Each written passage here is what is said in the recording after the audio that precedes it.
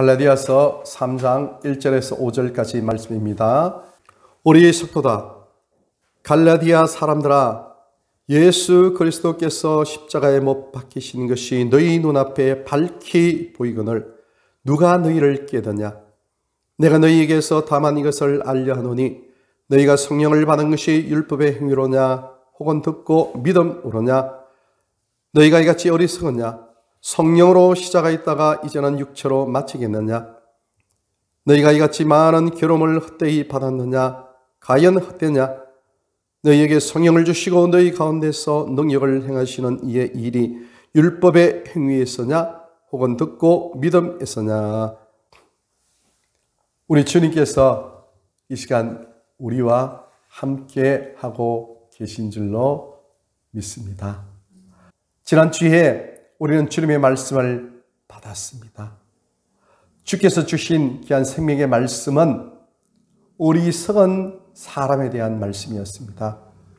성경에서 말씀하고 있는 8가지의 어리석은 사람에 대하여 하나님 말씀을 살펴보았습니다. 우리는 그런 어리석은 사람처럼 살아야 된다는 것이 아니고 반대로 그런 사람들의 삶을 살지 않고 지혜로운 사람들의 삶의 자리에서 하나님 앞에 칭찬받는 그러한 믿음의 사람들이 되고자 지난주에 하나님의 생명의 말씀을 받았습니다. 오늘은 성도가 어리석은 그런 삶을 살면 안 되겠죠. 그런데 불행하게도 성도들 중에서도 어리석은 삶을 살고 있는 사람들이 있다는 겁니다. 그래서 성경은 우리에게 말씀하고 있습니다. 오늘 본문에서 말씀하고 있죠. 어리석도다 갈라디아 사람들아. 갈라디아에 있는 성도들이 어리석은 그런 모습으로 살기를 시작했다는 그런 뜻입니다. 어리석어서는 안 되지 않습니까? 도대체 이 갈라디아 성도들이 어떤 삶을 살았기에, 어떤 신앙을 가지고 있었기에 사도 바울은 그렇게 얘기를 할까요? 어리석도다. 정말 어리석은 그런 삶을 살아서는 안 된다. 그 말씀이 그 속에 담겨 있죠. 물고기의 IQ가 얼마 정도 될까요? 물고기의 IQ는 0.3이라고 합니다. 다른 물고기가 금방 낚싯바늘에 달려서 저 위로 올라가는 것을 보고도 또 다른 물고기들이 그 낚싯바늘에 입질을 합니다. 그리고 또 한 마리가 공중으로 달려 올라갑니다.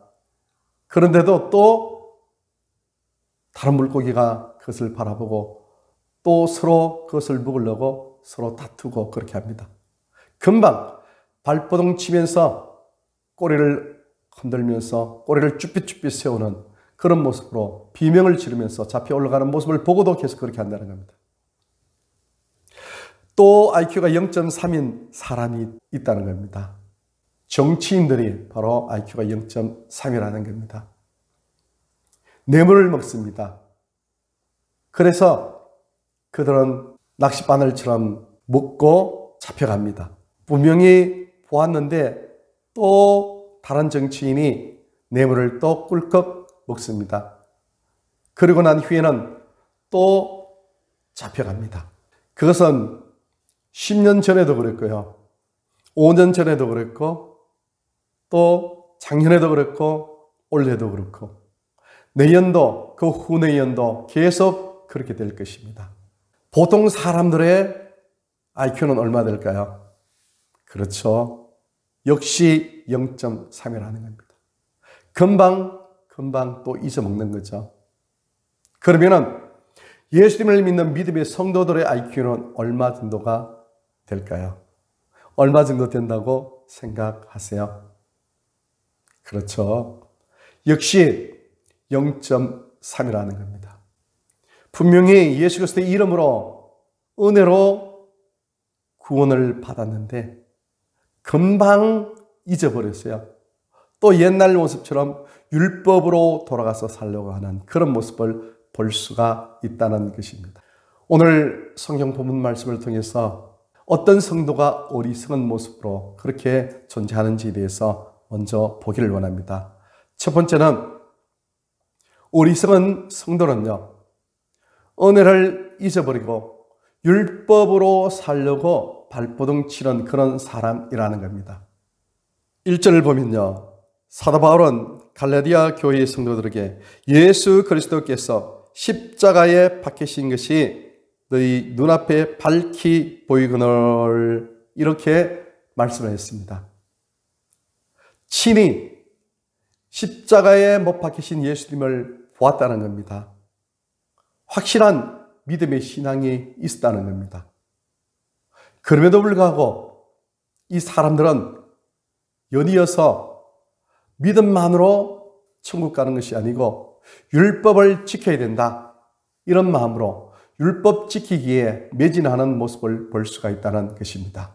율법을 지킴으로 구원을 받을 수가 있겠습니까?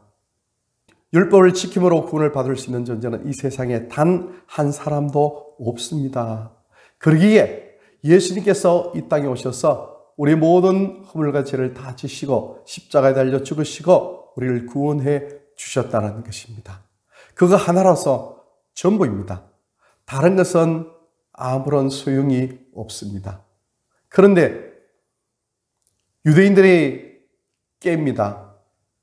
이 사람들을 깨는데 어떻게 깨는가 하면 예수님을 믿는 믿음으로 하나님 앞에까지 나가기도 하고, 또 한편으로는 구약에 있는 율법을 다 지켜야만, 그래야만 구원을 받을 수가 있다, 이렇게 얘기를 합니다.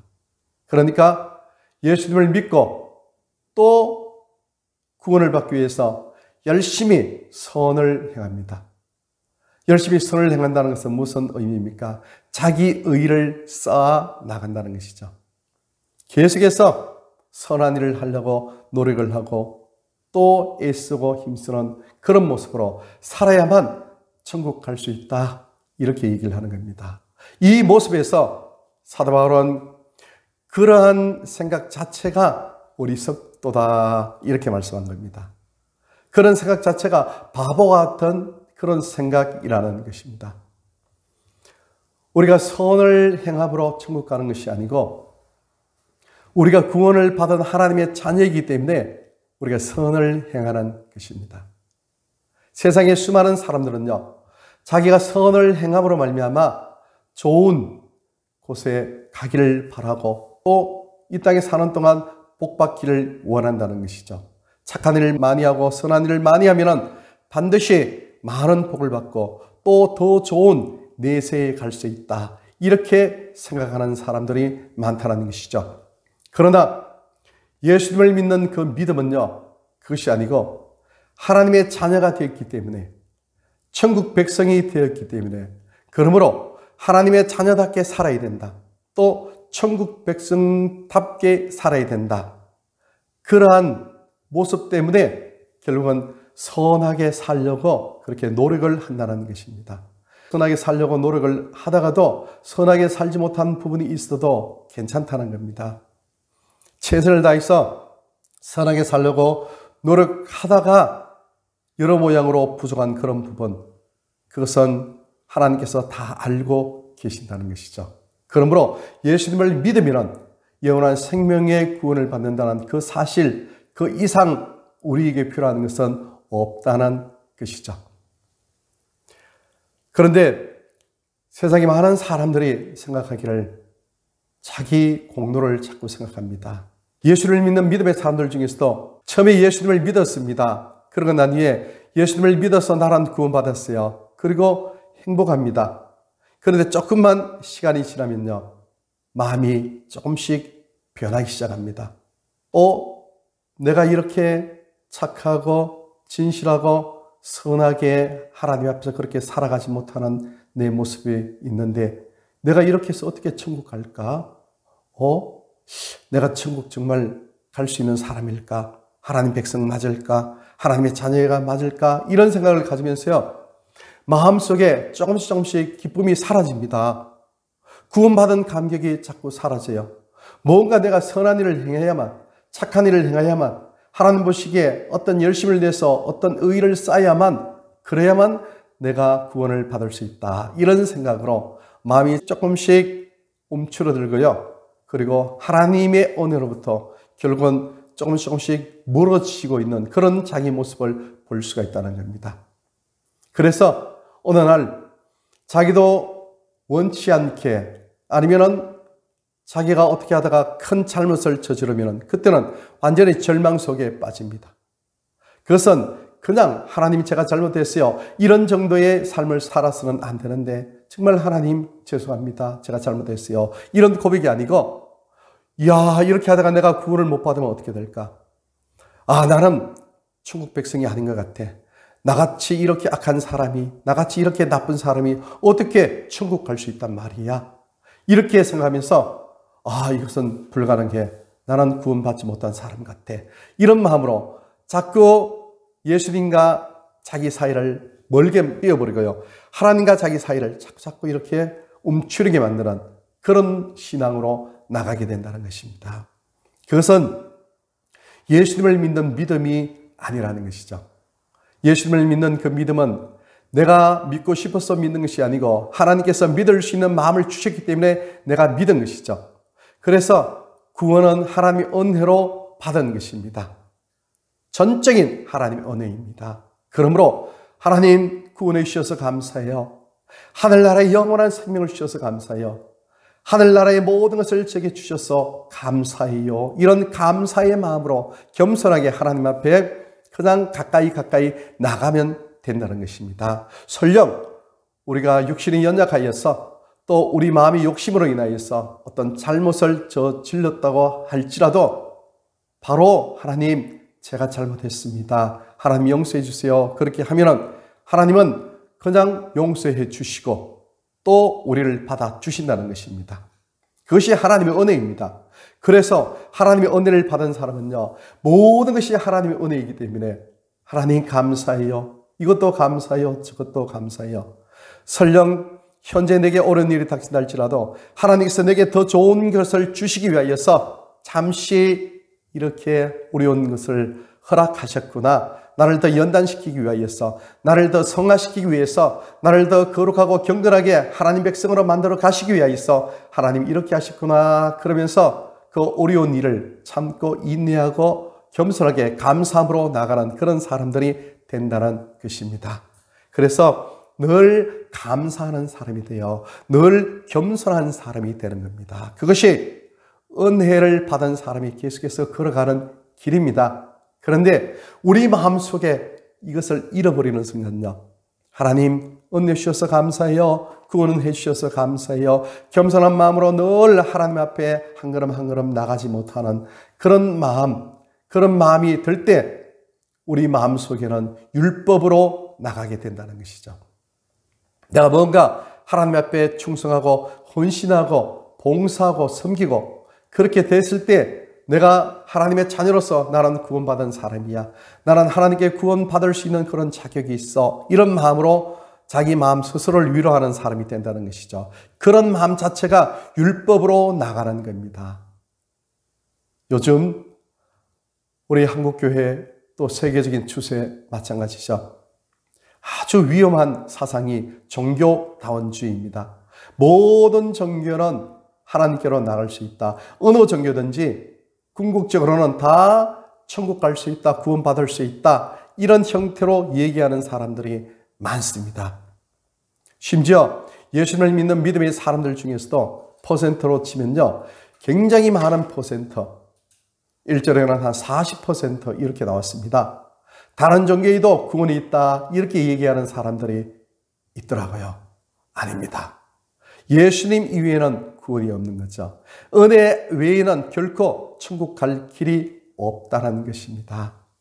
그래서 이렇게 성도로서 어리석은 그런 사람들은 신앙생활을 하더라도 가장 불쌍한 사람들이 된다는 것입니다. 왜냐하면 예수를 믿고 영원한 생명의 구원을 받은 이 사람은 하나님 자녀로서 천국 백성이 되지만 예수를 믿는다고 생각하면서 또 다른 뭔가 추구하는 거죠. 자기 의를 추구하는 거, 공로를 추구하는 것, 율법을 지키려고 하는 것. 이런 사람은 결국은 최종적으로는 구원의 문에 다다라갈 수가 없다는 것이죠. 얼마나 불쌍한 사람입니까? 그런 사람은요, 예수님을 믿지 않는 사람보다도 오히려 더 불쌍한 존재로 사는 것이죠. 예수를 믿지 않는 사람은요, 이 땅에서 자기들 마음껏 사는 겁니다.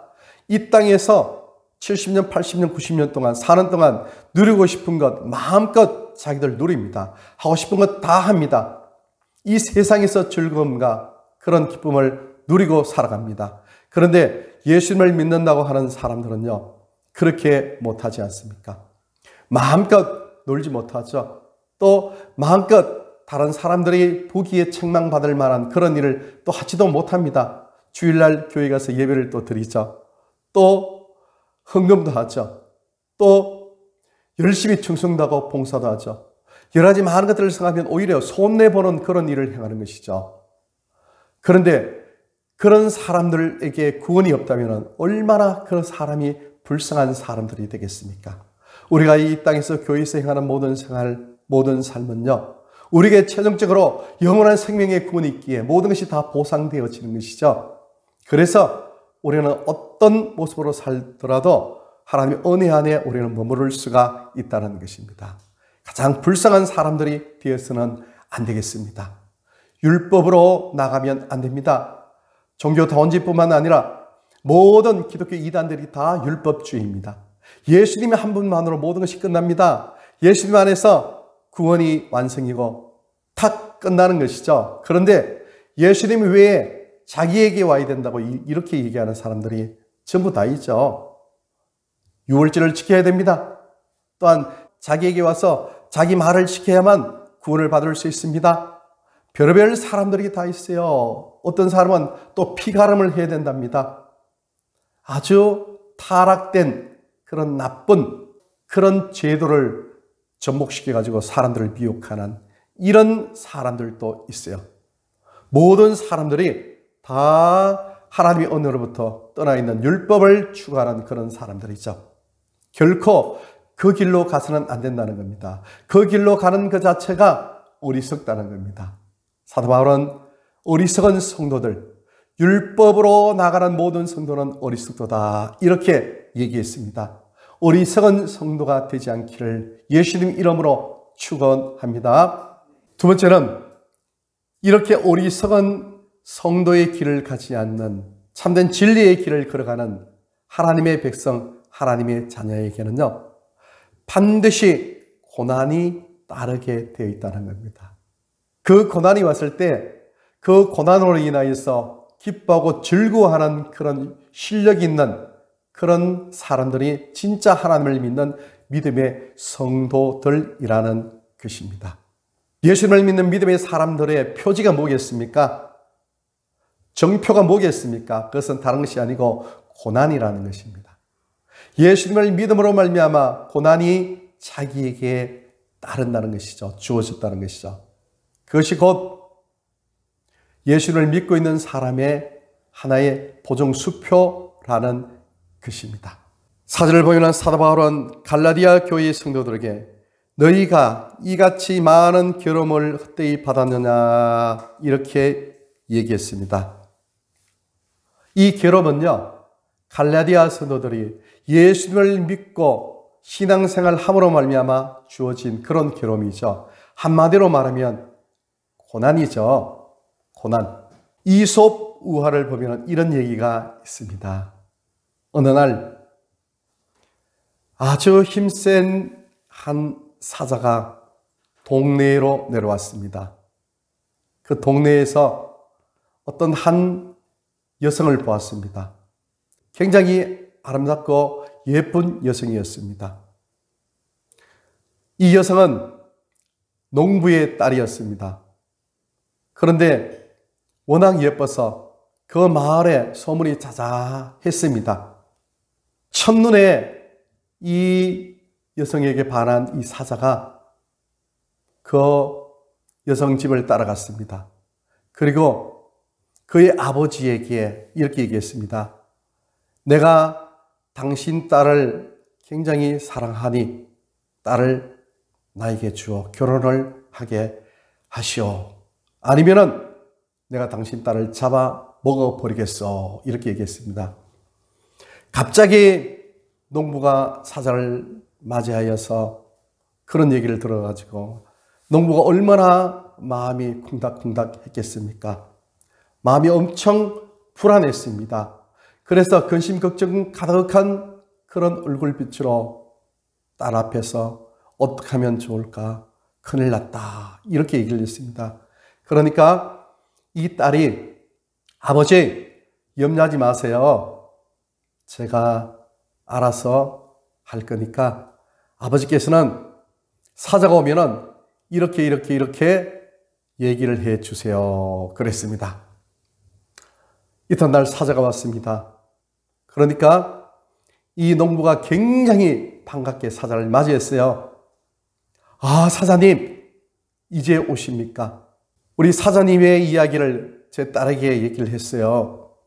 그러니까 이렇게 용맹스럽고 또 의젓하고 멋있는 사자, 이 사자와 나는 결혼을 해야 되겠다. 그렇게 딸이 얘기를 했습니다. 그러니까 사자가 입이 싱글벙글 하는 겁니다. 좋았어요. 그런데 한 가지 조건이 있습니다. 아, 그 조건이 무엇이요? 사자님의 발톱이 너무 무시무시해서 제 딸이 그것이 너무나 겁이 나서 그 발톱만 다 빼고 오면 좋겠다고 그렇게 얘기를 했어요. 사자가 허허허 그 정도쯤이야 내가 다 해줄 수 있지 별것 아니야 이러면서 그 자리에서 그냥 발톱을 다 뽑아버렸습니다. 그리고 이제 돌아갔습니다. 그러고 난 뒤에 이튿날 또 다시 왔습니다. 이제 내가 발톱을 다 뽑고 상처도 좀 아물고 그렇게 해서 왔는데 딸을 내게 주시오. 그러니까 농부가 아 사자님 정말 훌륭하십니다. 정말 이런 모습으로 다시 오셔서 정말 너무너무 멋있습니다. 우리 딸이 우리 사자님께 완전히 반했어요. 정말 사자님이 자기 말을 들어준 것에 대해서 감동하고 감격하여서 어쩔 줄을 몰라요. 사자가 또 좋아서 입이 싱글벙글 거면서 허허허 거면서 막 좋아서 그냥 코가 벌렁벌렁 이렇게 있는 거죠. 그러니까 이 농부가 또 다시 얘기합니다. 그런데 사자님 우리 딸이 한 가지만 더 부탁을 했어요. 그게 뭐야? 사자님의 이빨이 너무나 날카롭고 무섭게 생겨가지고 그 이빨만 빼면은 결혼을 당장 하겠다고 그렇게 얘기를 했습니다. 사자가 좋아가지고 허허허 그래 그러면 내가 이를 다 빼고 내일 다시 오지. 그러면서 집으로 갔습니다. 그러고 난 뒤에 이튿날 정말 이를 다 빼고 농부 앞에 왔습니다. 허허허 농부어른 약속대로 내가 이렇게 이를 다 빼고 왔으니까 이제 딸을 내게 주시오. 이렇게 있어요. 농부가 보자마자 큰 몽둥이를 들고 사자를 두들겨 팼습니다. 이 오리석은 이 사자야. 너의 이빨 다 빠지고 또 발톱 다 빠진 너의 모습은 내가 전혀 두렵지 않다. 혼쭐 나봐라. 이러면서 시큰 두들겨 펴가지고 쫓아보냈다고 그렇게 합니다. 여러분 그렇습니다. 예수님을 믿는 믿음의 사람들이요. 세상적인 즐거움과 기쁨, 세상적인 모든 유혹 속에 빠질 때 사자의 발톱과 이빨을 다 빼듯이 영적으로 무장이 해제가 됩니다. 그러면은 이 세상 풍속, 풍조, 즐거움 속에 빠져버립니다. 그리고는 나중에는 이 세상이 멸망할 때 함께 멸망해 들어간다는 것이죠. 예수님을 믿는 믿음의 사람들은요, 고난이라는 그런 하나의 과제를 하나님께서 주셨습니다. 왜냐하면 예수님을 믿는 믿음으로 신앙적인 그런 신앙으로 달려나갈 때는 고난이 따르게 돼 있어요. 힘든 부분이잖아요. 남들은 다 쉽게 살아가지만은 나는 그렇게 살지 않겠습니다. 하나님 말씀에 순종하면서 살겠습니다. 하나님 보시기에 죄악을 저지르는, 악을 저지르는, 거짓말하는 폐악된 그런 생활은 하지 않겠습니다. 하나님 말씀에 순종하여서 진실하고 경건하고 거룩하고 이 세상과 구별된 그런 모습으로 살아가겠습니다. 이런 마음으로 한 걸음 한 걸음 달려나가기 때문에 반드시 예수님을 믿는 믿음의 사람들은요, 괴로움이 있다는 거죠. 고난이 있다는 겁니다. 물론 이 괴로움과 고난이 엄청나게 큰 것, 그런 것 아니고요. 감당할 수 있는 그런 시험, 거리로서의 그런 고난이죠. 성경은 말씀하고 있습니다. 감당하지 못할 시험을 주신 일이 없다고 했습니다. 내가 감당할 수 있는 그런 고난을 하나님께서는 주신다는 것입니다. 그것이 예수님을 믿는 믿음의 사람들이라는 것이죠. 주일날 마음껏 나가서 놀고 싶고 다른 데에 참석하고 싶고 그렇게 하고 싶은 마음이 꿀떡 같더라도 내가 예수님 때문에, 하나님 때문에 베풀으신 은혜에 감사해서 내가 교회에서 예배 드리겠습니다. 이렇게 마음을 먹고 함께한 동료들에게 거절 의사를 표현하는 것, 그것이 곧 고난이죠. 작은 고난이 될 수 있는 거죠. 많은 이익을 볼 수 있는 그런 자리에서 뭐 한 50억을 내가 당신에게 퇴직금으로 주겠습니다. 이런다 할지라도 내가 생각한 노동의 대가 여러 가지 모든 걸 생각했을 때 나는 도저히 그 돈을 받을 수가 없습니다. 이렇게 하는 것이 바로 예수님을 믿는 믿음의 사람들의 작은 고난이 될 수 있죠. 왜냐하면 마음껏 크게 먹을 수 있는 그것을 나는 먹지 않겠습니다. 거절하니까 그것도 어떤 면에서는 작은 그런 고난이 될 수도 있는 것이죠. 그래서 예수님을 믿는 믿음의 사람들의 표지는 고난이 있느냐 없느냐 그 모습입니다. 내가 진짜 예수님을 믿는 사람이냐 아니냐 그건 다른 것 아니고요. 나를 보면 압니다. 내가 예수님으로 인하여서 이런저런 불편한 생활을 좀 겪고 있습니다. 힘든 부분이 있습니다.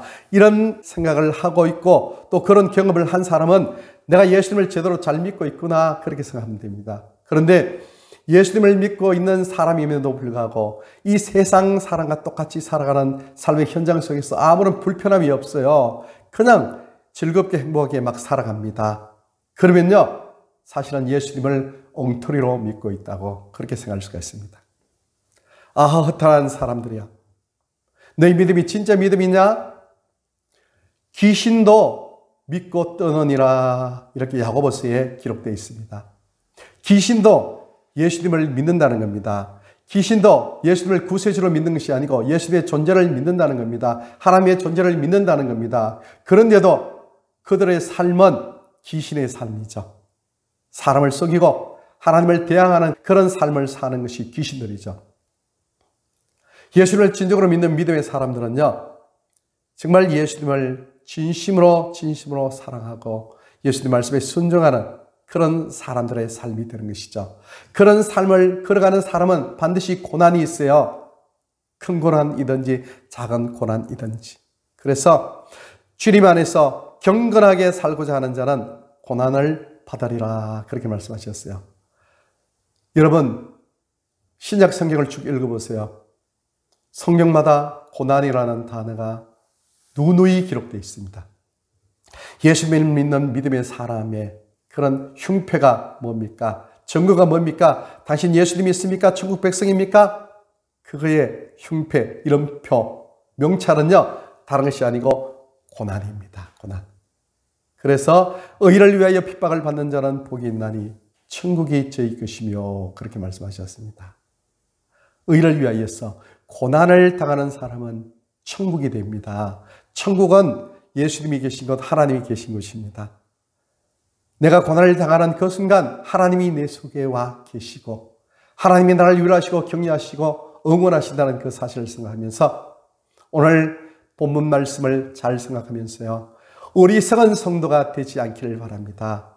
어리석도다 갈라디아 성도들아, 어리석도다 누구누구야, 어리석도다 누구누구 이렇게 얘기하면 안 되지 않습니까? 그래서 어리석은 성도로서의 삶을 살아가지 않는 우리 모두가 되시기를 예수님 이름으로 축원합니다.